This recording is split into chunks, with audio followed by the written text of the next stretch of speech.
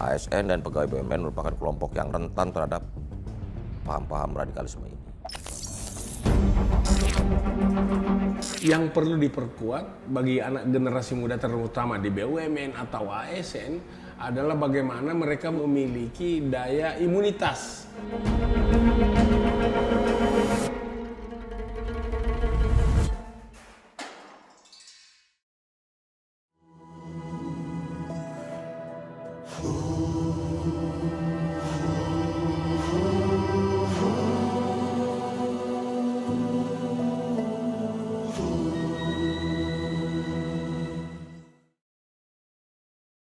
Iya, sebenarnya dalam rangka penanggulangan radikal terorisme itu kita sebenarnya punya strategi untuk dua hal ya. Pertama itu kontra radikalisasi yang terus dilakukan, kemudian juga deradikalisasi. Kemudian penanggulangan untuk kontra radikalisasi itu dilakukan oleh semua kementerian, lembaga, ya. Salah satunya itu ketika dia masuk menjadi pegawai. Ini di screening betul supaya memang harus dipastikan bahwa tidak terpapar, ya, tidak terpapar. Berdasarkan Undang-Undang Nomor 5 Tahun 2014 tentang Aparatur Sipil Negara atau ASN merupakan profesi untuk pegawai negeri sipil atau PNS dan pegawai pemerintah dengan perjanjian kerja atau PPPK yang bekerja pada instansi pemerintah. Badan Nasional Penanggulangan Terorisme atau BNPT mengidentifikasi para ASN rentan terhadap penyusupan paham radikalisme. Kementerian Pendayagunaan Aparatur Negara dan Reformasi Birokrasi Kementerian Pan-RB sepanjang tahun 2020 dan 2021 mencatat terjadi peningkatan jumlah aparatur sipil negara ASN terlibat paham radikalisme dari 11 ASN pada tahun 2020. Sedangkan pada tahun 2021, Kemenpan RB menerima 97 aduan. Di antaranya, 27 orang terbukti melakukan pelanggaran radikalisme. Dalam Undang-Undang Republik Indonesia Nomor 5 Tahun 2018 tentang tindak pidana terorisme, radikalisme diartikan sebagai tindakan melawan hukum yang ingin merombak sistem negara kesatuan Republik Indonesia atau NKRI menjadi sistem lain. Atau radikalisme dikatakan sebagai paham anti-Pancasila, anti-kebinekaan, anti-NKRI, dan anti-Undang-Undang Dasar 1945. Karena itulah, radikalisme merupakan ancaman terselubung bagi Indonesia. Prinsip adigiumnya adalah tidak ada terorisme tanpa radikalisme dan bibit radikalisme adalah intoleransi. Jadi tidak orang yang intoleran bisa menjadi radikal dan orang yang radikal bisa menjadi teroris. Dalam konteks itu artinya orang-orang yang radikal ataupun orang-orang yang kemudian terlibat kasus atau terlibat dalam organisasi terorisme itu menjadi sangat berbahaya kalau muncul di pemerintahan ataupun di dalam BUMN. Hal itu karena satu paling utama adalah karena mereka sendiri adalah bagian dari pemerintah atau bagian dari perusahaan-perusahaan di bawah pemerintah. Tentunya segala upaya yang mereka lakukan itu dalam rangka melawan pemerintah. Menurut Badan Nasional Penanggulangan Terorisme atau BNPT, terdapat beberapa faktor penyebab munculnya paham radikalisme pada seseorang. Yakni pertama adalah faktor internal.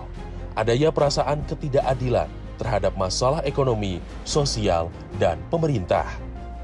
Faktor kedua berasal dari eksternal, seperti politik luar negeri yang tidak adil dan pengaruh sentimen keagamaan dari pihak internasional.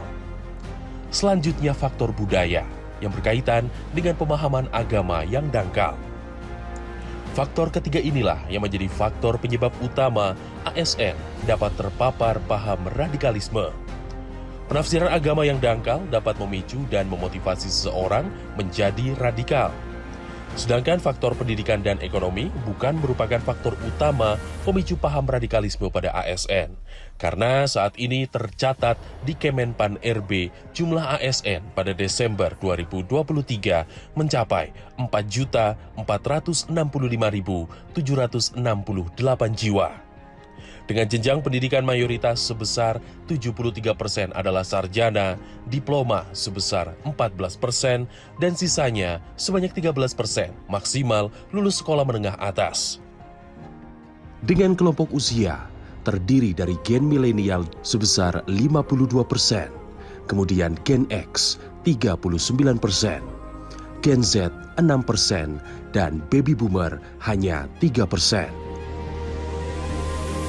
Mereka juga memprioritaskan generasi muda. Generasi muda ini ciri khasnya pemahamannya yang sangat-sangat dangkal, semangatnya yang sangat tinggi. Jadi belum berimbang. Akhirnya disusupi dengan mudah jadi memapar siapa saja, ya, siapa saja dan kapan saja itu sudah lama, ya. Karena kenapa? Ini adalah doktrin ekstrim yang dikemas dengan bahasa-bahasa yang melangit, bahasa-bahasa agama, tafsiran keagamaan. Jadi seolah-olah masyarakat yang tidak paham, mereka terpapar di media sosial, di Facebook atau di Instagram kah atau di WhatsApp kah, merasa dirinya tidak terpapar, merasa sedang menjalankan perintah Tuhan. Jika sudah kita temukan orang yang menyendiri, suka merasa eksklusif, ngomongnya selalu sangat-sangat sempit, ya, tidak humanis, tidak siap berbeda, dia intoleran. Nah, inilah ciri-cirinya. Dia mulai tidak toleransi, tidak punya tegang rasa kepada mereka yang berbeda suku barangkali, berbeda jabatan, berbeda agama, berbeda keyakinan. Terkadang mereka satu agama tapi karena pemahaman beda, nah itu dia benci juga.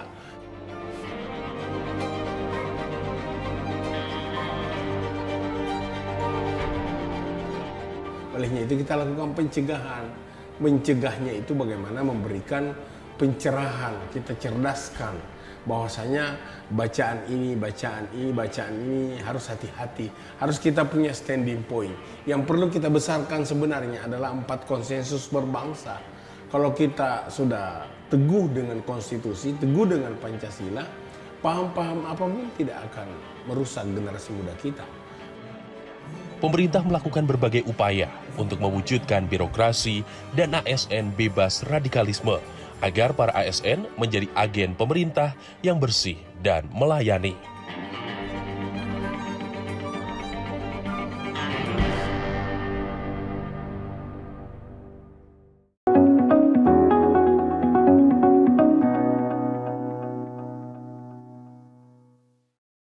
Om Swastiastu, saya Cikek Bulan dari Nata Suara Production penyanyi koplo Bali mengucapkan selamat mengudara Jawa Post TV di Pulau Bali. Semoga Jawa Post TV dapat memberikan tambahan informasi dan juga hiburan untuk masyarakat Bali.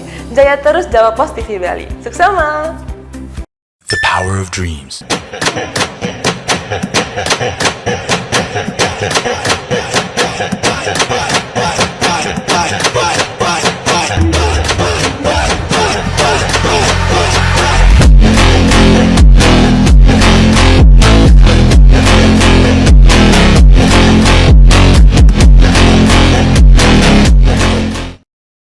Diakuinya Candi Borobudur sebagai situs warisan budaya dunia oleh UNESCO menjadi poin penting. Penyelenggara pemilu juga menjadi sorotan, terutama untuk memastikan kepercayaan masyarakat terhadap bisa kita interpretasikan sebagai adegan bela diri yang saling menjadi. Ini yang menjadikan berbeda. Artinya ketika kita mendidik anak-anak,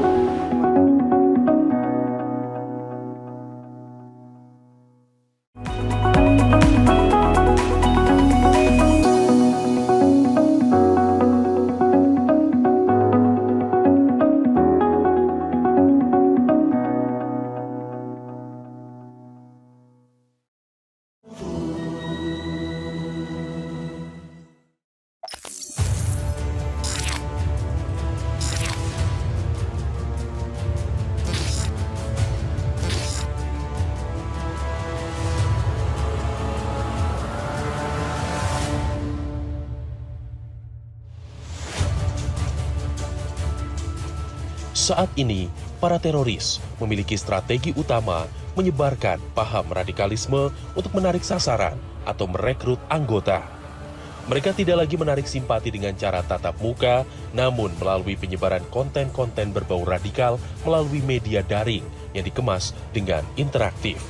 Penyebaran konten radikal pun dilakukan secara masif. Kementerian Komunikasi dan Informatika Kemenkominfo giat mengidentifikasi konten-konten radikalisme yang sengaja disebar melalui berbagai platform atau jejaring sosial.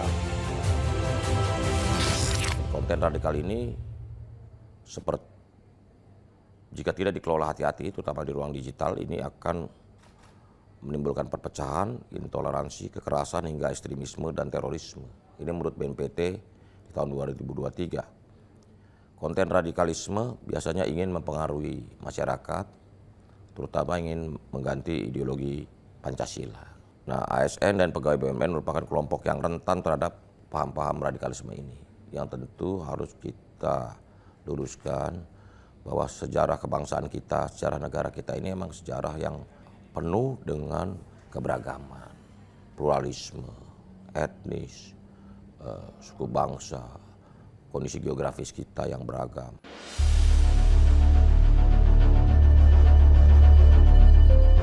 Penyebaran kontennya dapat dilakukan dalam beberapa bentuk seperti melalui teks, foto, flyer, video, dan menargetkan kepada siapa saja masyarakat yang diharapkan bisa terpengaruh dengan paham tersebut. Jadi pemerintah secara konsisten berusaha menanggulangi konten yang memang teridentifikasi sebagai konten yang bertujuan, bermotif menyebarkan paham-paham radikalisme.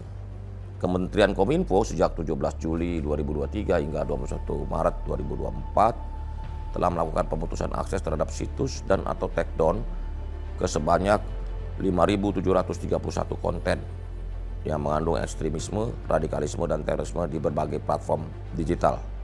Kementerian Kominfo juga menerima laporan dari masyarakat lewat patroli siber, serta instansi kementerian dan lembaga lainnya termasuk Polri, Badan Nasional Penanggulangan Terorisme, TNI, untuk kemudian diproses sesuai ketentuan yang berlaku. Jadi kita dapat laporan dari banyak pihak, manakala ada konten yang mengandung paham terorisme, radikalisme, ekstremisme, langsung kita take down dari ruang digital kita. Menurut Kemkominfo, masyarakat perlu mengetahui ciri-ciri dari konten radikalisme yang beredar secara masif. Beberapa ciri-ciri konten radikal yang dapat diwaspadai oleh masyarakat, yaitu pertama, mengandung klaim kebenaran sepihak dan beranggapan bahwa kelompok lain yang tidak sependapat adalah sesat. Yang pertama. Yang kedua adalah nada informasi keras dan bersifat emosional dalam menyampaikan gagasan. Dan yang ketiga, informasinya berisi propaganda, bersifat keagamaan, anti NKRI, kemerdekaan, dan Undang-Undang Dasar 1945. Ini ciri-ciri yang paling menyolok ya. Penting, laporan konten yang mencurigakan atau merugikan melalui kanal pelaporan khusus yang disediakan oleh pemerintah atau lembaga terkait, misalnya website aduankonten.id milik Kementerian Kominfo. Sejak tahun 2017, Kemkominfo telah menyediakan fasilitas portal khusus aduan bagi masyarakat terkait konten radikal atau negatif di jejaring baik berupa situs web, tautan, aplikasi, akun media sosial, dan jaringan lunak. Pada tahun 2019, pemerintah mengeluarkan surat keputusan bersama atau SKB 11 menteri dan kepala lembaga tentang penanganan radikalisme sebagai penguatan wawasan kebangsaan pada ASN.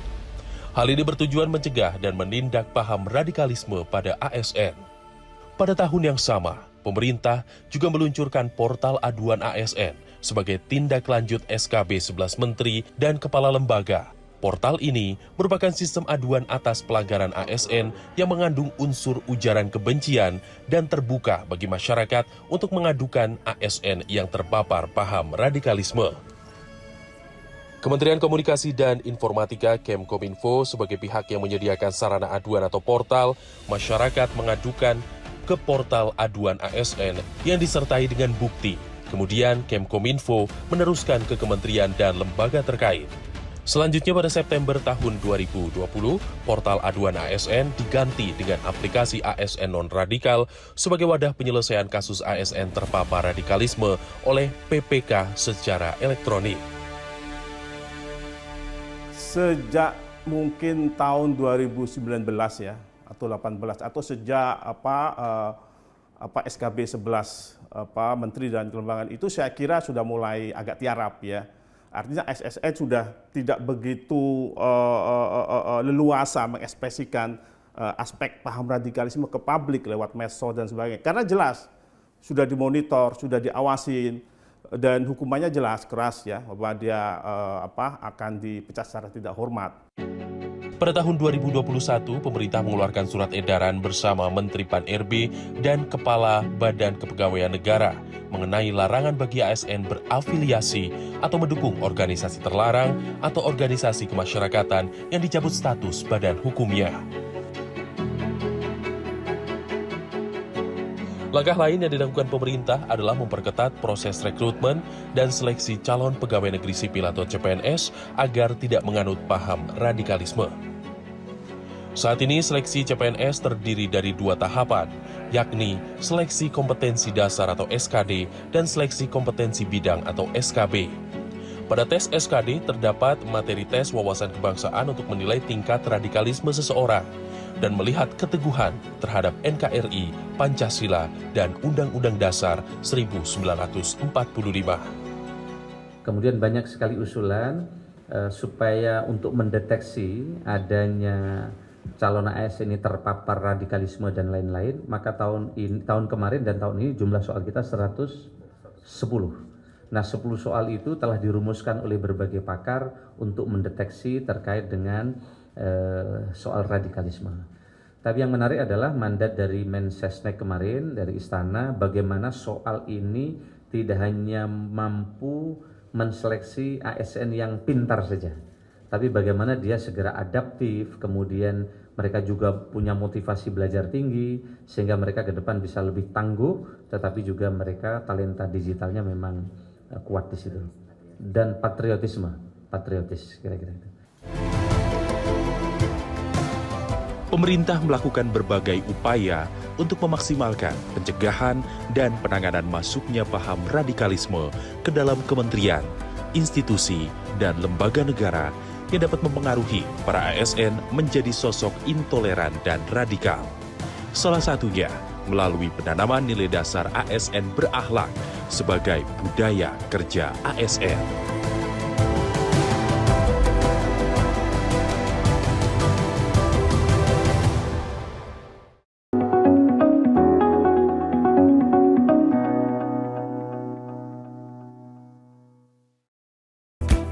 Saya Yom Sagita mengucapkan selamat mengudara Jawa Post TV di Pulau Bali.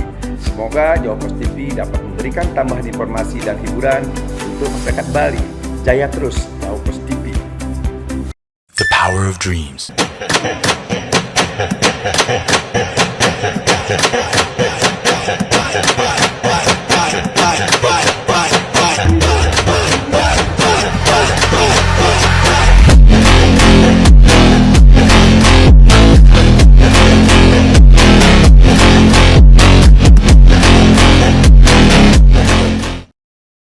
Perhubungan Budi Karya Sumadi, usai rapat terbatas evaluasi Pasar Kombes Pol Wisnu Prabowo menjelaskan, pelaku pembunuhan berinisial AAR menyerahkan diri setelah membuat ikan air tawar yang didominasi jenis ikan koi. Ikan-ikan. Saksikan Beranda Nusantara setiap Senin hingga Sabtu pukul 11 waktu Indonesia bagian tengah hanya di Jawa Post TV Bali.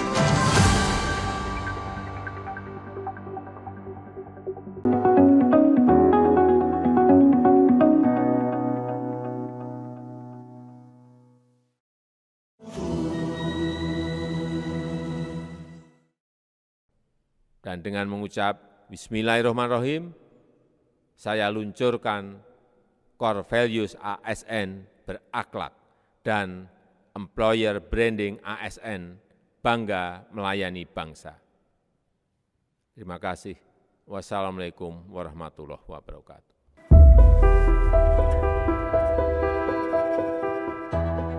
Pada tanggal 27 Juli 2021, Presiden Joko Widodo meluncurkan nilai dasar atau core values ASN yang disebut berakhlak.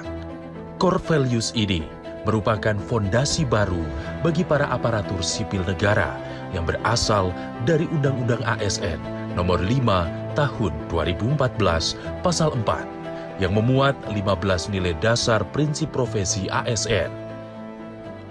15 nilai dasar tersebut kemudian dirumuskan menjadi 7 core values atau nilai dasar ASN berakhlak, yakni berorientasi pelayanan, akuntabel, kompeten, harmonis, loyal, adaptif, dan kolaboratif, dan ditetapkan dalam Surat Edaran Menteri Pendayagunaan Aparatur Sipil Negara dan Reformasi Birokrasi mengenai implementasi core values atau employer branding ASN. 7 nilai dasar ini merupakan landasan perilaku ASN dalam menjalankan profesi sebagai abdi negara dan masyarakat untuk ditetapkan dalam setiap instansi pemerintah, baik di pusat maupun daerah. Dahulu itu kan setiap instansi pemerintah, baik pusat maupun daerah itu memiliki nilai-nilai yang tersendiri kan, yang dielaborasi menurut karakteristik masing-masing. Namun itu justru menjadi terkesan tidak komprehensif, tidak terintegrasi, sehingga dengan core values berakhlak ini kita harapkan ada satu value yang menjadi spirit bersama seluruh ASN. Nilai dasar ASN berakhlak adalah fondasi kuat untuk transformasi ASN menuju Indonesia maju dengan keteguhan dan keyakinan terhadap Pancasila yang didapatkan dari pengamalan nilai loyal. Pengamalan nilai ini juga merupakan salah satu upaya pemerintah menangkal paham radikalisme di kalangan ASN. Kalau kita lihat bahwa aspek loyal itu kan artinya bahwa ASN harus punya loyalitas kepada bangsa dan negara. Itu kan hal pokok ya.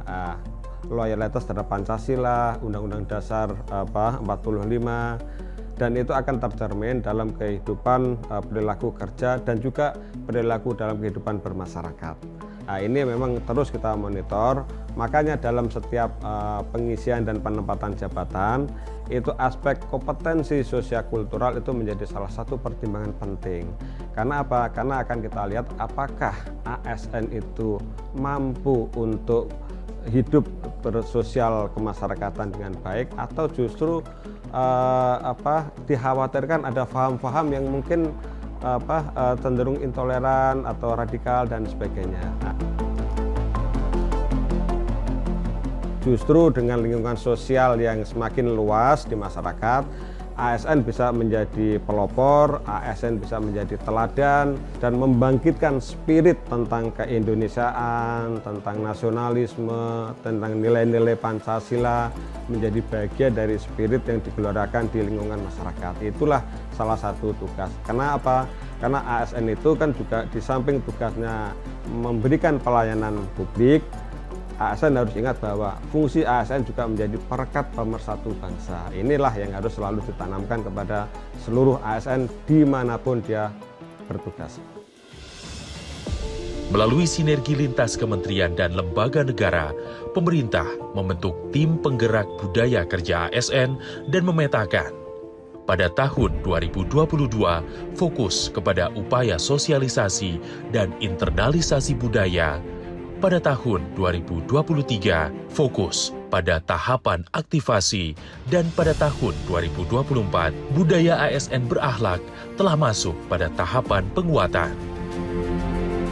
Sebenarnya tim penggerak budaya kerja ASN merupakan tim bentukan yang bertugas secara terus-menerus untuk menggelorakan, memantau, kemudian mendampingi setiap instansi pemerintah. Dalam rangka apa? Dalam rangka menjamin penerapan nilai-nilai core values itu dijalankan secara tepat. Nah, memang ada beberapa yang harus kita perhatikan bahwa core values itu merupakan upaya kita mengakarkan. Istilah tanaman itu akarnya itu harus berkembang dulu dalam setiap benak ASN setiap instansi. Ketika akar atau pondasinya sudah dijalankan, maka saya yakin dan kita semua pasti yakin akan tumbuh.